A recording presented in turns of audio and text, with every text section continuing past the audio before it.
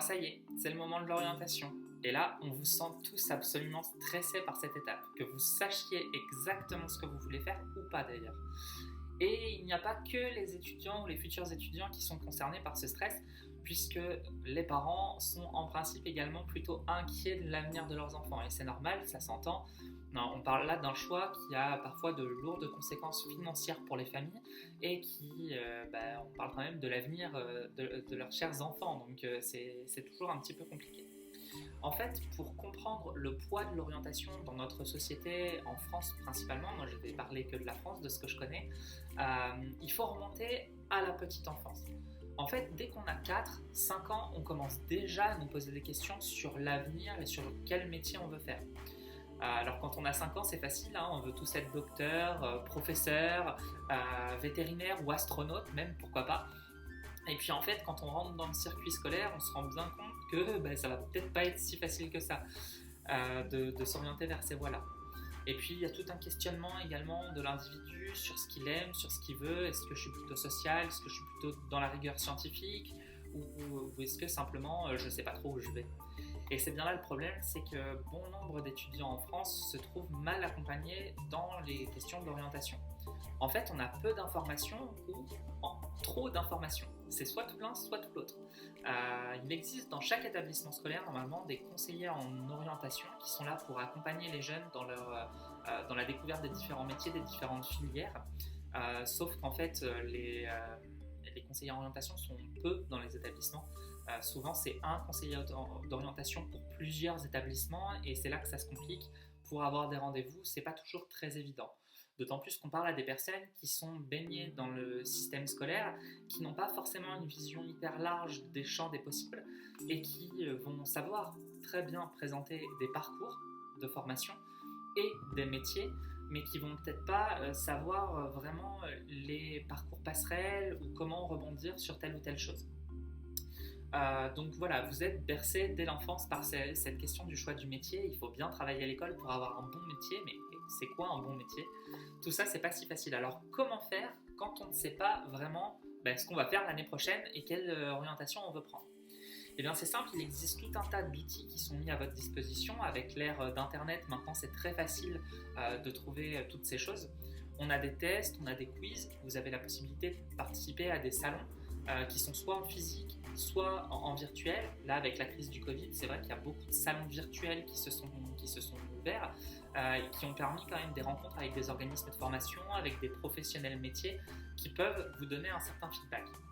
Et puis enfin, moi par exemple, ce que je fais le plus, c'est je vais faire des enquêtes métiers pour que les personnes qui sont intéressées par une filière puissent aller à la rencontre d'un professionnel de cette filière, histoire de comprendre vraiment quels sont les enjeux du métier, quelles sont les difficultés de ce métier au niveau du salaire, comment ça se passe, c'est important, on vient tous à un moment donné.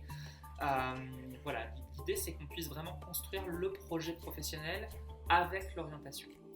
Malgré tout, pas de panique, les derniers chiffres montrent quand même que sur notre génération, en tout cas la nouvelle génération, je m'inclus dedans, on découvre presque 5 métiers différents au cours de notre vie. Et je parle bien de métiers différents et pas de postes différents dans une entreprise. On parle de personnes qui vont vraiment s'orienter sur 5 voies professionnelles différentes. Autant vous dire que si vous ne faites pas le choix le plus judicieux à l'instant T, ce n'est pas dramatique. Il faut vraiment arriver à relativiser et faire redescendre la pression de part et d'autre, côté parents et côté futurs étudiants. Autre chose, moi ce que je vous conseille fortement, c'est de prendre rendez-vous avec les conseillers d'orientation, avec vos professeurs, de parler à vos proches également de vos projets, de vos envies, et éventuellement de faire appel à des coachs qui pourront vous aider à construire votre projet professionnel et éventuellement à vous accompagner dans vos démarches d'études ou de reprise d'études pour ceux qui souhaiteraient se réorienter un petit peu plus tardivement. Dans tous les cas, faites-vous accompagner. Et ça, c'est très important. Ne restez pas seul dans le flou artistique de l'orientation. En France, on a la chance d'avoir énormément de filières différentes qui permettent de s'orienter et de découvrir des métiers différents. C'est une chance et un inconvénient, c'est-à-dire qu'il y a beaucoup de choix, donc on ne sait pas tellement vers où aller. Mais c'est quand même une chance parce qu'on a une multitude de possibilités qui s'offrent à nous. Autre point que je veux aborder avec vous aujourd'hui, c'est le stress justement occasionné par l'orientation. En fait, c'est un stress qu'il faut arriver à canaliser parce que l'orientation est importante, c'est sûr. Maintenant, vous avez le droit de faire une erreur, vous avez le droit de ne pas aller dans la bonne filière. Vous aurez toujours la possibilité à un moment donné de bifurquer, de changer d'orientation ou simplement de vous spécialiser dans un domaine qui vous intéressera davantage. À titre d'exemple, moi par exemple, j'ai commencé mes études en médecine pour les finir en psychologie et me spécialiser derrière vers les ressources humaines. Comme quoi, le parcours médecine ressources humaines, il n'est pas évident sur le papier et à un moment donné, j'ai réussi à les faire s'accorder. Donc tout est possible. Il ne faut pas s'interdire de rêver non plus. C'est-à-dire que il faut avoir conscience de ses faiblesses au niveau de vos matières, de vos appétences, mais ne vous empêchez pas de rêver. C'est-à-dire que si vous voulez être médecin et que sur le papier, vous n'êtes pas un élève brillant, mais pourquoi pas. Moi, j'ai connu quelqu'un qui a fait médecine en sortant d'un bac pro cuisine et aujourd'hui elle est en internat de médecine à l'hôpital et tout se passe très bien, ses patients s'en portent pas plus mal qu'un autre. Donc comme quoi tout est aussi possible et vous voyez encore un exemple de possibilité de bifurquer. Voilà ce que je voulais vous dire sur l'orientation. N'hésitez pas à vous renseigner.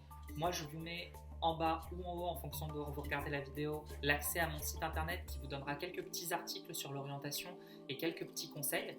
En attendant, n'hésitez pas à venir vers moi si vous avez besoin de renseignements ou si vous avez besoin d'échanger simplement sur vos problématiques d'orientation. Je serai ravi de vous aider et de vous accompagner dans ce chemin de vie. Je vous souhaite une excellente journée, à très bientôt et bonne fin d'année scolaire pour ceux qui sont encore à l'école. Ciao!